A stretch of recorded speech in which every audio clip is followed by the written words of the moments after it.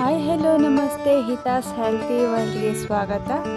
ಇವತ್ತು ನಾವು Sunday special ನಾಟಿ ಕೋಳಿ ಬಸ್ಸಾರನ್ನ ಹೇಗೆ ಮಾಡೋದು ಅಂತ ನೋಡೋಣ. ನಾಟಿ ಕೋಳಿ ಅಂದ್ರೇ ಒಂದು ಸ್ಪೆಷಲ್ ಟೇಸ್ಟ್ ಕೊಡುತ್ತೆ ಹಾಗೂ ಹೆಲ್ತ್ಗೂ ತುಂಬ ಒಳ್ಳೆಯದು. ಅದನ್ನು ಮಾಡೋದಕ್ಕೆ ಒಂದು ಪಾತ್ರೆಗೆ ಎಣ್ಣೆಯನ್ನು ಹಾಕಿ ಅದಕ್ಕೆ ಈರುಳ್ಳಿಯನ್ನು ಹಾಕಿ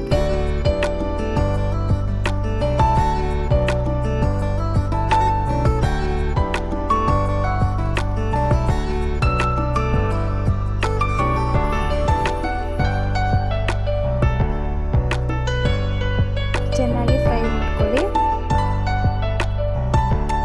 ಒಂದೆರಡು ಈರುಳ್ಳಿ ಹಾಕಿದ್ರೆ ಸಾಕು.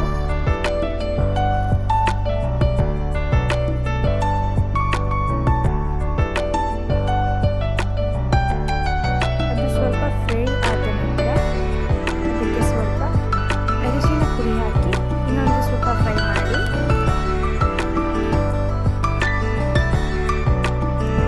ಈಗ ಚೆನ್ನಾಗಿ ಇಟ್ಕೊಂಡಿರುವಂಥ ನಾಟಿ ಕೋಳಿಯನ್ನು ಹಾಕ್ತಾ ಇದ್ದೀವಿ. ಉಪ್ಪು ಮತ್ತು ಅರಿಶಿನ ಪುಡಿಯನ್ನು ಹಾಕಿ ತೊಳ್ಕೊಂಡು ಇಟ್ಕೊಂಡಿರುವಂಥ ನಾಟಿ ಕೋಳಿ. ನಂತರ ಇದನ್ನು ಕೂಡ ಚೆನ್ನಾಗಿ ಫ್ರೈ ಮಾಡಿ ಅದು ನೀರು ಬಿಟ್ಟು ಸ್ವಲ್ಪ ನೀರೆಲ್ಲ ಹೋಗಬೇಕು ಅಲ್ಲಿವರೆಗೂ ಇದು ಫ್ರೈ ಮಾಡ್ಕೋಬೇಕಾಗತ್ತೆ. ಅಲ್ಲಿ ಫ್ರೈ ಆಗ್ತಾ ಇದೆ. ಇವಾಗ ಅದಕ್ಕೆ ಬೇಕಾಗಿರುವಂಥ ಮಸಾಲ ನೋಡೋಣ. ಒಂದು 8ರಿಂದ 10 ಲವಂಗ, ಒಂದು 2 ಇಂಚು ಚಕ್ಕೆ, ಒಂದು 3 ಇಡಿಯಾಗುವಷ್ಟು ಕಾಯಿ. ನಿಮಗೆ ಸಾಂಬಾರು ಯಾವ ಪ್ರಮಾಣ ಅಳತೆಯಲ್ಲಿ ಬೇಕೋ ಅಷ್ಟು ಕಾಯಿನ ನೀವು ಹಾಕೋಬೋದು. ಸ್ವಲ್ಪ ಜಾಸ್ತಿ ಬೇಕು ಅನ್ನೋರು ಜಾಸ್ತಿ ಹಾಕೊಳ್ಳಿ, ಕಮ್ಮಿ ಮಾಡೋರು ಸ್ವಲ್ಪ ಕಮ್ಮಿ ಹಾಕೊಳ್ಳಿ. ನಂತರ ಮನೆಯಲ್ಲೇ ತಯಾರಿಸಿದಂಥ ಸಾಂಬಾರ್ ಪುಡಿ ರೆಸಿಪಿ ಬೇಕು ಅಂದರೆ ಕಮೆಂಟ್ ಬಾಕ್ಸ್ ಮೂಲಕ ತಿಳಿಸಿ, ನಾವು ಹೇಳ್ತೀವಿ. ಖಾರಕ್ಕೆ ಎಷ್ಟು ಬೇಕು ಅಷ್ಟು ಸಾಂಬಾರ್ ಪುಡಿ ಹಾಕಿ ಮಿಕ್ಸಿಯಲ್ಲಿ ನುಣ್ಣಗಾಗೋವರೆಗೂ ರುಬ್ಕೋಬೇಕು. ಅದರಲ್ಲಿ ಒಂದು ಸ್ವಲ್ಪ ನೀವು ಖಾರ ಮಸಾಲೆನ ಎತ್ತಿಟ್ಕೊಳ್ಳಿ. ನಂತರ ಅದು ಏನಕ್ಕೆ ಬೇಕು ಅಂತ ನಾವು ಹೇಳ್ತೀವಿ. ಪೂರ್ತಿ ವಿಡಿಯೋನ ಸ್ಕಿಪ್ ಮಾಡಿದೆ ನೋಡಿ. ಮಾಂಸ ಎಲ್ಲ ಸ್ವಲ್ಪ ಒಂದು 50-60% ಅಷ್ಟು ಬೆಂದಿರಬೇಕಾದ್ರೆ ರುಬ್ಕೊಂಡಿರುವಂಥ ಮಸಾಲಾನ ಸೇರಿಸ್ತಾ ಇದ್ದೀವಿ.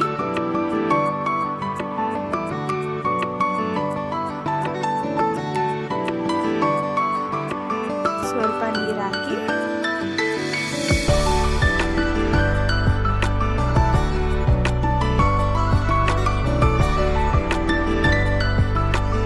ಈ ಹಂತದಲ್ಲೇ ನಾವು ಇನ್ನೊಂದು ಸ್ವಲ್ಪ ನೀರು ಹಾಕ್ತಾ ಇದ್ದೀವಿ. ಯಾಕೆಂದರೆ ಇನ್ನೂ ಮಾಂಸ ತುಂಬ ಬೇಯಬೇಕು.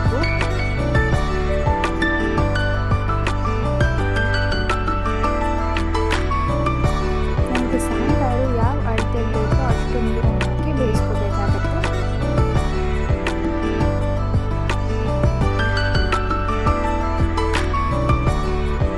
ನಂತರ ರುಚಿಗೆ ತಕ್ಕಷ್ಟು ಉಪ್ಪು,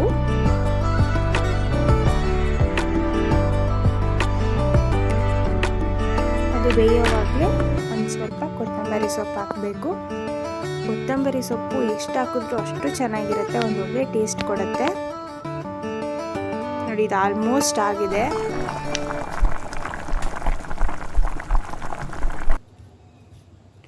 ನಂತರ ಇನ್ನೊಂದು ಪಾತ್ರೆಯಲ್ಲಿ ಎಣ್ಣೆಯನ್ನು ಹಾಕಿ ಅದಕ್ಕೂ ಒಂದು 2-3 ಜಾಸ್ತಿ ಈರುಳ್ಳಿ ಹಾಕಿದಷ್ಟು ಟೇಸ್ಟ್ ಚೆನ್ನಾಗಿರುತ್ತೆ. ಈರುಳ್ಳಿ ಹಾಕಿ ಒಂದು ಗೋಲ್ಡನ್ ಬ್ರೌನ್ ಬರೋವರೆಗೂ ಫ್ರೈ ಮಾಡ್ಕೋಬೇಕು.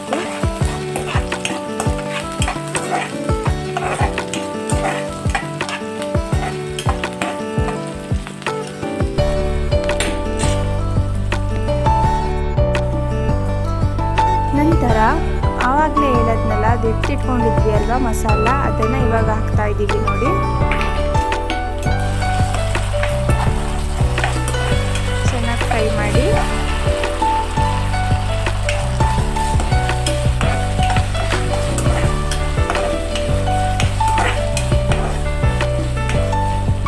ನಂತರ ಇದಕ್ಕೂ ಸಹ ರುಚಿಗೆ ತಕ್ಕಷ್ಟು ಉಪ್ಪು,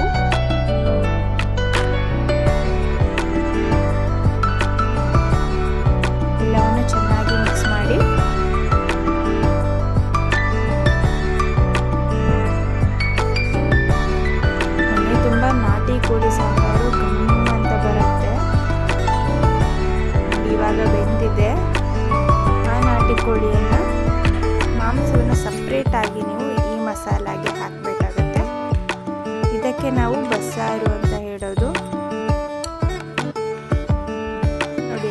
ಮಾಂಸವನ್ನು ತೆಗೆದು ಮಸಾಲಾಗೆ ಹಾಕಿ ಮಿಕ್ಸ್ ಮಾಡ್ತಾ ಇದ್ದೀವಿ.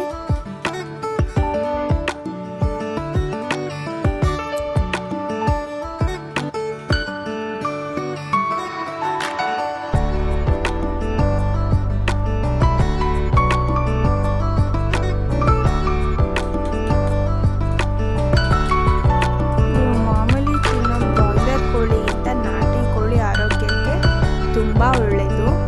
ಮಕ್ಕಳಿಗೂ ಕೂಡ ಇದರಲ್ಲಿ ಮಾಡಿರುವಂತಹ ಸೂಪ್ನ ಕೊಟ್ಟರೆ ಅವ್ರ ಮೂಳೆಗಳೆಲ್ಲ ಗಟ್ಟಿಯಾಗತ್ತೆ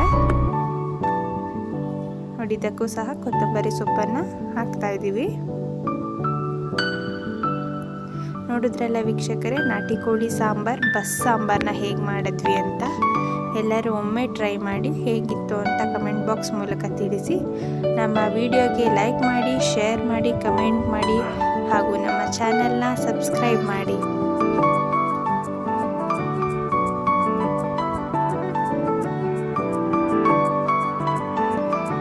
ಇಟ್ಟಂ ತಿಂದಂ ಬೆಟ್ಟಂ ಕಿತ್ತಿಟ್ಟಂ ಅನ್ನೋ ಹಾಗೆ ಇದನ್ನು ಮುದ್ದೆ ಜೊತೆಗೆ ತಿಂದರೆ ತುಂಬ ಚೆನ್ನಾಗಿರುತ್ತೆ. Thank you.